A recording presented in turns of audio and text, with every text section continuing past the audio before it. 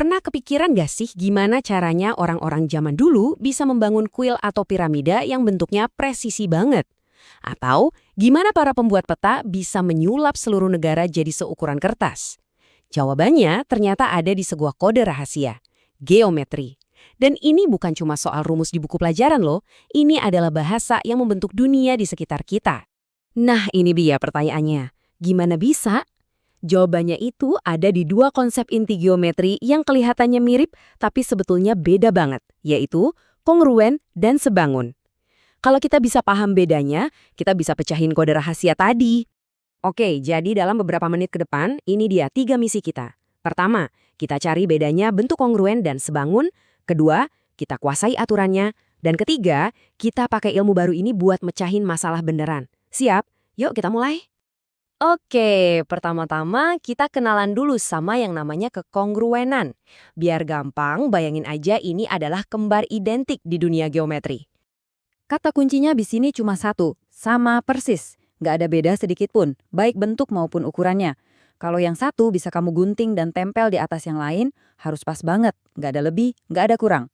Nah, dalam matematika, kita pakai simbol ini nih. Kayak tanda sama dengan, tapi ada gelombangnya di atas. Buat nunjukin dua benda itu kongruen. Contoh paling gampangnya, coba lihat menara kembar Petronas yang megah itu. Dua menara itu adalah contoh sempurna dari kekongruenan di dunia nyata. Bentuknya sama, ukurannya sama persis. Pokoknya, mereka adalah salinan satu sama lain. Itulah yang disebut kongruen. Terus, gimana cara kita tahu secara pasti kalau dua bentuk itu kongruen? Aturannya gampang, cuma ada dua. Dan dua-duanya ini wajib dipenuhi. Pertama, semua sudut yang pasangannya harus sama besar. Kedua, semua sisi yang pasangannya juga harus sama panjang. Kalau salah satu aja nggak terpenuhi, berarti mereka bukan kembar identik. Oke, sekarang kita geser ke konsep pasangannya, kesebangunan. Kalau tadi kongruen itu kembar identik, nah kesebangunan ini lebih kayak kemiripan keluarga. Mirip, tapi nggak harus sama persis. Di sini, kuncinya adalah bentuknya sama, tapi ukurannya boleh beda. Yang satu bisa jadi versi mini, yang lain versi raksasanya. Yang penting, skalanya pas. Inilah perbedaan utamanya dengan kongruen. Konsep ini ada di mana-mana. Ingat kan pertanyaan soal peta di awal tadi? Nah, peta di HP kamu itu adalah versi kesebangun dari kotamu. Bentuknya sama, tapi ukurannya diperkecil ribuan kali.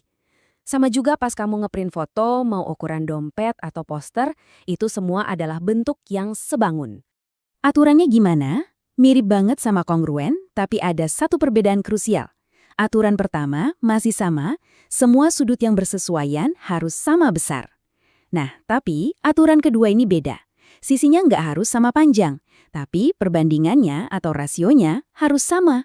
Jadi kalau satu sisi diperbesar 2 kali, sisi lainnya juga harus diperbesar 2 kali.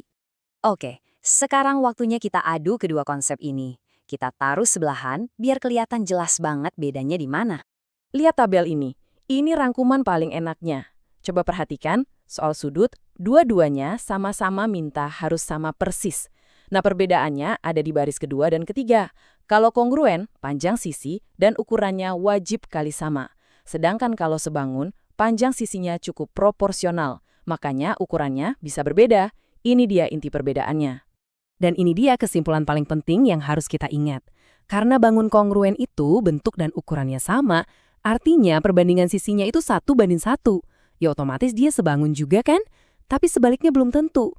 Miniatur mobil itu sebangun sama mobil aslinya, tapi jelas ukurannya beda jauh, jadi nggak mungkin kongruen. Paham ya?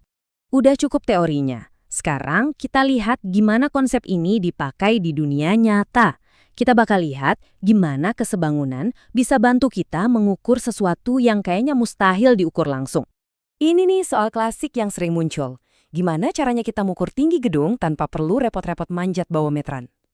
Gampang, kita manfaatkan aja bayangannya.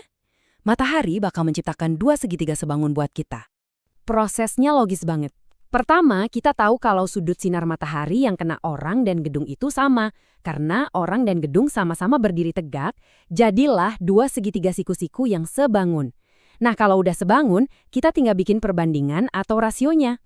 Nah, gini cara kita nyusun perbandingannya. Rasio tinggi asli harus sama dengan rasio panjang bayangan ya. Jadi, tinggi orang dibanding tinggi gedung harus sama dengan bayangan orang dibanding bayangan gedung. Kita masukin angkanya. 1,5 meter per tinggi gedung, sama dengan 4 meter per 14 meter. Sekarang tinggal cari satu angka yang hilang itu. Dan setelah dihitung dengan perkalian silang sederhana, kita dapat jawabannya. Tinggi gedungnya ternyata 5,25 meter. Keren kan? Kita baru aja ngukur gedung cuma modal bayangan dan sedikit ilmu geometri. Oke, kamu udah lihat definisinya, aturannya, sampai contohnya. Sekarang, waktunya kita tes sedikit pemahamanmu dengan kuis super cepat. Udah siap? Oke, pertanyaan nomor 1. Perhatikan baik-baik dua persegi panjang ini. Menurutmu, mereka ini kongruen, sebangun, atau bukan dua-duanya? Coba dipikirin dulu. Lanjut, nomor 2. Sekarang, lihat pasangan segitiga ini. Fokus ke bentuknya. Kira-kira mereka kongruen, sebangun, atau bukan dua-duanya? Dan pertanyaan terakhir, gimana dengan dua trapesium ini? Apa hubungan di antara mereka? Kongruen, sebangun, atau bukan? Oke, waktunya kita cek jawabannya. Untuk nomor 1, jawabannya adalah bukan keduanya. Nah, loh, ini sering banget jadi jebakan. Meskipun sudutnya sama-sama 90 derajat, tapi perbandingan panjang dan lebarnya beda. Jadi mereka nggak proporsional, alias nggak sebangun. Untuk nomor 2 dan 3, jawabannya juga sama. Bukan keduanya. Bentuk, sudut, dan proporsinya udah jelas-jelas beda. Jadi, sekarang kamu sudah tahu kodenya. Lain kali kamu lihat peta, dena bangunan, atau bahkan bayanganmu sendiri, kamu tahu kalau di situ ada geometri yang sedang bekerja. Ternyata geometri itu ada di mana-mana, membentuk dunia kita secara diam-diam tapi sangat kuat.